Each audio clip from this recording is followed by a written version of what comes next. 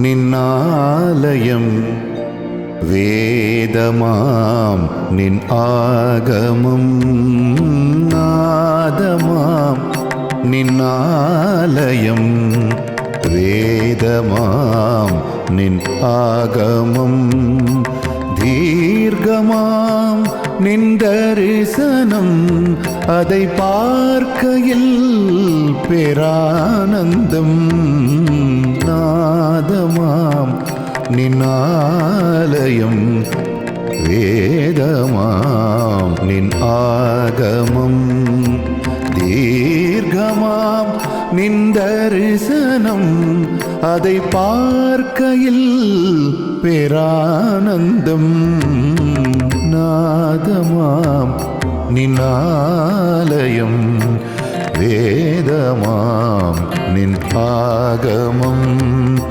தீர்க்கமாம் நின் தரிசனம் அதை பார்க்கையில் பேரானந்தம் நாதமாம் நின்னாலயம் வேதமாம் நின் ஆகமம்.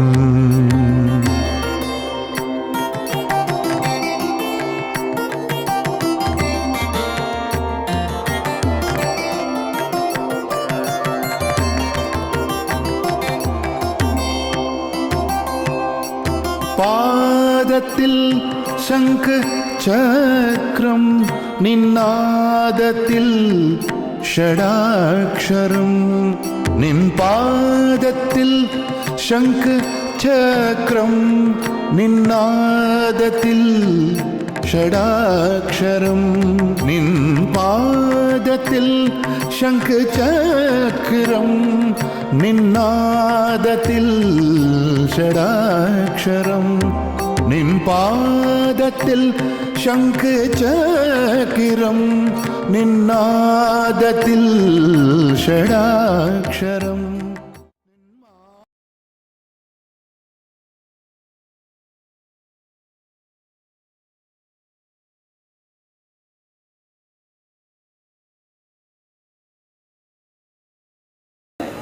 மனிதனுக்கு அந்த ஒரு சக்தி இருக்குது, மாபெரும் சக்தி இருக்குது. அதனால தான் நம்ம கருத்தால் இது பண்ணி விதியை மதியால் வெல்லலாம் அப்படின்னு சுவாமி சொன்ன மாதிரி எல்லாம் விதிங்கிறது எதுனா இருக்கட்டும், அது அந்த அறிவை கொண்டு அந்த ஞானத்தை கொண்டு எல்லாத்தையுமே மாற்ற முடியும்.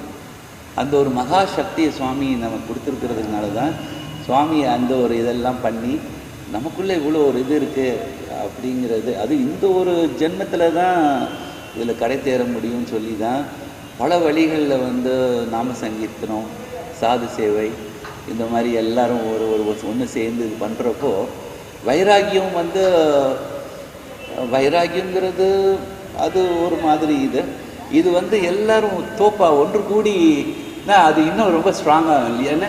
இந்த மாதிரி எல்லாரும் சேர்ந்து பண்ணுறது தான் நமக்கு இந்த காலத்தில் ஒரு வைராக்கியம். இப்போ இந்த காலத்தில் தியானம்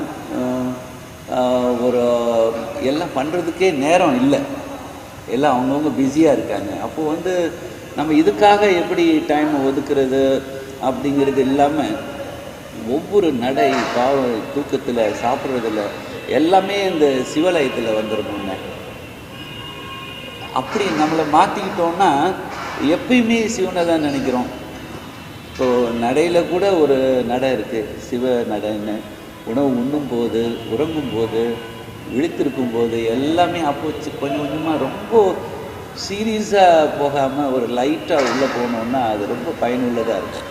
வாழ்க்கை நடைமுறையே நம்ம மாற்றிக்கணும், ஒவ்வொரு ஆக்ஷன்லேயே அப்படி பண்ணிட்டா ரொம்ப ஈஸியாக போயிடும். இதுக்காக தனியாக உட்காந்து ஒரு மெடிடேஷன் பண்ணணும் அப்படிங்கிறதே இல்லைன்னு அந்த மாதிரி எளிய பல முறைகள் சுவாமி நமக்கு கொடுத்துருக்காங்க. அதை நம்ம ஃபஸ்ட்டு பக்தி, அன்பு, இது ரெண்டு இருந்தால் தான் ஆன்மீகத்திலே போக முடியும்னா. அந்த கருணை வரணும், பக்தி வரணும், அந்த கருணை மனித நேயம் இருக்கணும், ஒருத்தர் இது ரெண்டு தான் அடிப்படையே பேசிக். அது இருந்தால் தான் மற்றதெல்லாம் வரும்னு.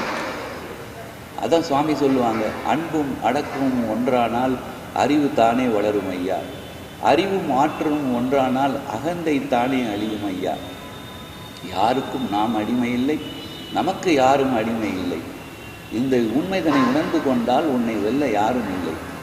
ஆற்றல் எனும் விளக்கினிலே வேகமெனும் நெய் ஊற்றி வீரமெனும் ஒளியேற்றி வாழ்வது உங்கள் கடமை ஐயா.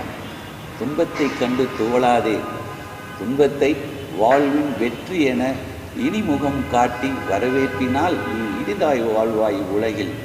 ஆண்டவன் அருளும் ஆசானின் உதவியும் என்றும் உண்டு அப்படின்னு ஒரு கடிதம் எழுதுகிறாரு பக்தருக்கு. துன்பத்தை கண்டு தோழக்கூடாது, அப்படியே இப்போ ஒரே இடத்துல இதாகிடக்கூடாது. அது மாதிரி அன்பு அடக்கம் ஒன்றானா ஞானம் பிறக்கும். அது மாதிரி ஒன்றுலேருந்து ஒன்று தானே என்ன சைவமே சைவ சித்தாந்தமே ஏகன் அநேகனாகி திருப்பி ஏகனில் முடிகிறது தானே. ஒன்று பலவாயிற்று திருப்பி ஒன்று. உதித்த இடம் ஒடுங்கியவர் பன்றிமலை சுவாமிகள் அப்படிங்கிற எங்கிருந்து நம்ம உதித்து வந்தோமோ எல்லாத்தையும் நம்ம கடமைகள்லாம் செஞ்சுட்டு திருப்பியும் அதே இடத்துல போய் ஒடுங்கிறது தானே. அதுதான் சைவ சித்தாந்தம் சொல்லுது. இன்னும் எவ்வளோ சூட்சமங்கள் இருக்கு. கற்றது கைமண் அளவு, கல்லாதது உலகளவுங்கிற மாதிரி சுவாமி கூட நான் இருந்திருக்கேன். அவரை பற்றி சொல்கிறதுக்கு வார்த்தைகளே இல்லை. 2-3 வார்த்தைகள் சொல்லலான்னா, யாராவது கடவுளை பார்த்துருக்கீங்களா அப்படின்னு கேட்டால் பார்த்துருக்கேன். எப்படி பார்த்துருக்கீங்கன்னா சுவாமி ரூபத்தில் நாங்கள் பார்த்துருக்கோம். ஏன்னா அவர் கருமையின் வடிவம் அப்படி. இதில் உறவு பெரியவங்க சின்னவங்கன்னு அந்த வேறுபாடு கிடையாது. சுவாமியோட சிஷ்யன் சொல்கிறது அது பெரிய பெரிய பாக்கியம் நமக்கு. அப்படிப்பட்ட ஒரு சிஷ்யனை நமக்கெல்லாம் கிடைச்சது பெரிய பாக்கியம். அதில் எனக்கும் இந்த நெல்லுக்கு இறைத்த நீர் இந்த புல்லுக்கும் பாயுங்கிற மாதிரி எனக்கும் பாய்ஞ்சது. அந்த மாதிரி நானும் ஒரு பெரிய பாக்கியம் பெற்றேன். தெளிவு குருவின் திருமேனி காணல், தெளிவு குருவின் திருநாமம் சொப்பல், தெளிவு குருவின் திருவார்த்தை கேட்டல், தெளிவு குரு சிந்தித்து இருத்தல் தானேங்கிற மாதிரி சுவாமியை நினச்ச மாத்திரத்திலேயே அது ஓடிடுச்சு. அந்த மாதிரி ஒரு இன்சிடென்ட். அப்போ மந்திரிக்கிறவங்களுக்கு, பேய் பிடிச்சவங்களுக்கு, குறி சொல்கிறவங்களுக்கு எல்லாமே சுவாமியை தெரிஞ்சிருக்கு. பூத பிசாசு எல்லாருக்குமே தெரிஞ்சிருக்கு சுவாமிகளை பற்றினா. அப்போது எப்பேற்பட்ட மகான், அவங்களுக்கு தெரிஞ்சது கூட எனக்கு தெரியாது. அப்படி தான் சொல்ல வேண்டியது வரும்னு. ஒன்றுமே இல்லை. இந்த ஆசிரமத்தில் அவங்க பாதம் பட்ட உடனே அந்த பாவங்கள்லாம் நிவர்த்தி ஆகுது. அந்த மாதிரி இந்த புனிதமான இந்த இடம். சுவாமிகளை பற்றி சொல்லிக்கிட்டே இருக்கலாம்.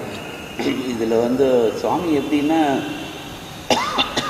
சுவாமிகிட்ட ரொம்ப நெருங்கியும் போக முடியாது, ரொம்ப விலகியும் போக முடியாது.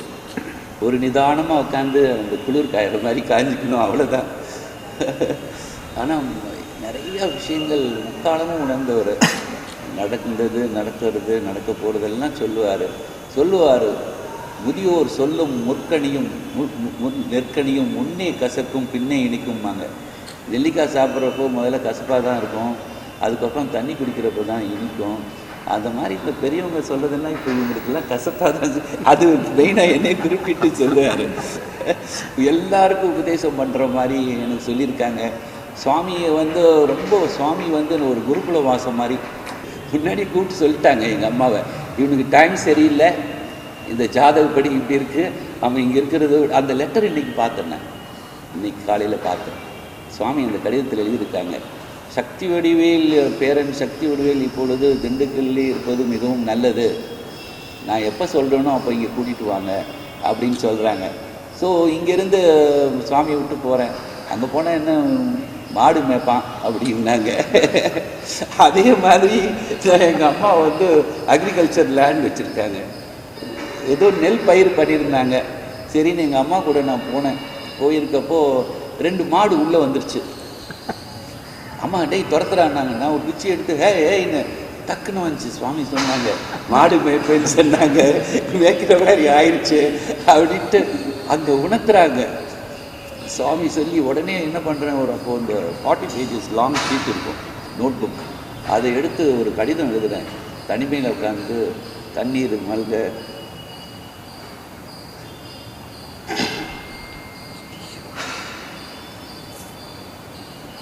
அது மாதிரி சுவாமி பெரிய மனசு. பன்றிமலை சுவாமி சிஷ்யன் அப்படிங்களா, சுவாமி இன்னைக்கு கூட நீங்கள் போய் சுவாமி இந்த ஆசிரமத்துலேருந்து ஒரு சின்ன ஒரு அந்த ஊதுபத்தி ஸ்டிக்கை கூட எடுத்துக்கங்க.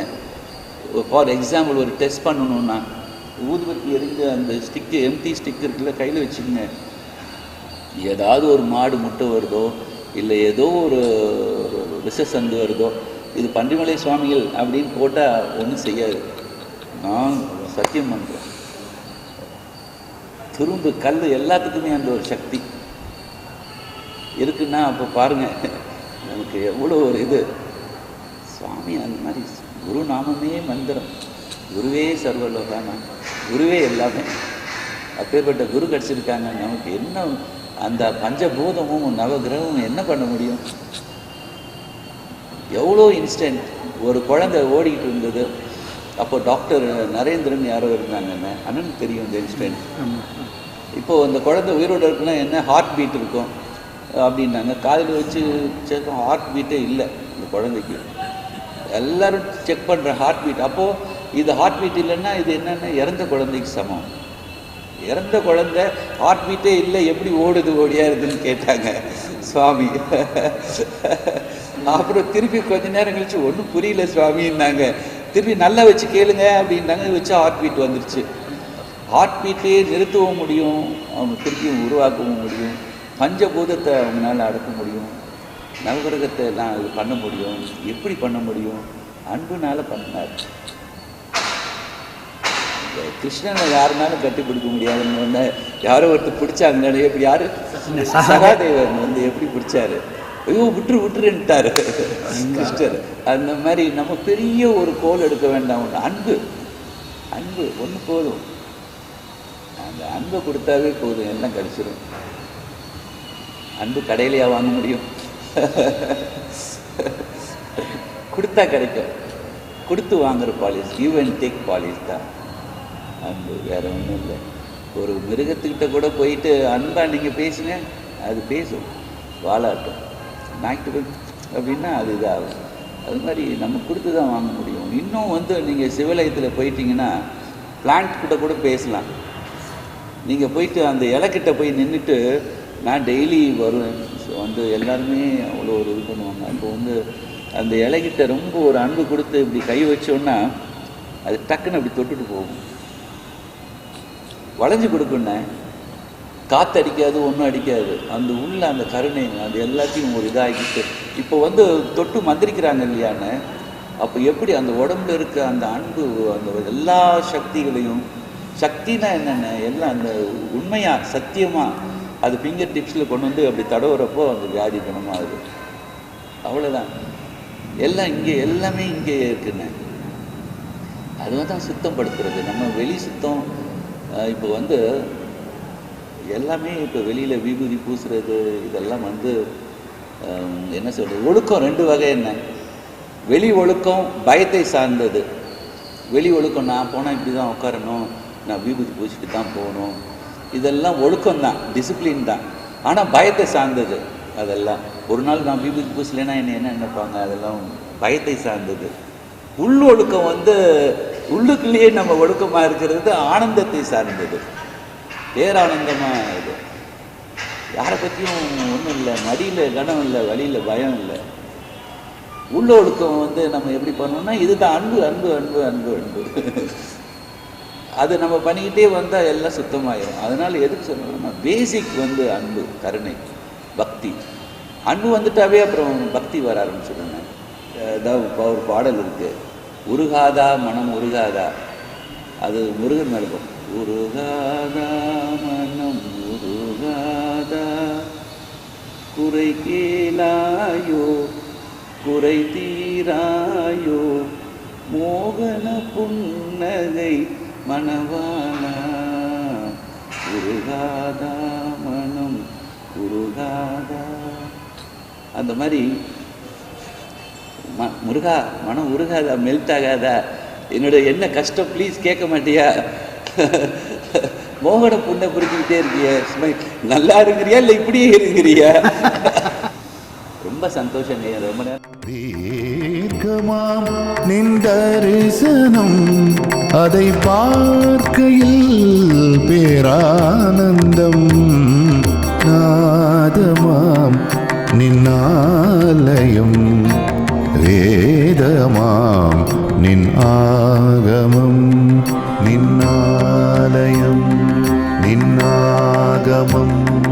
நின் ஆலயம்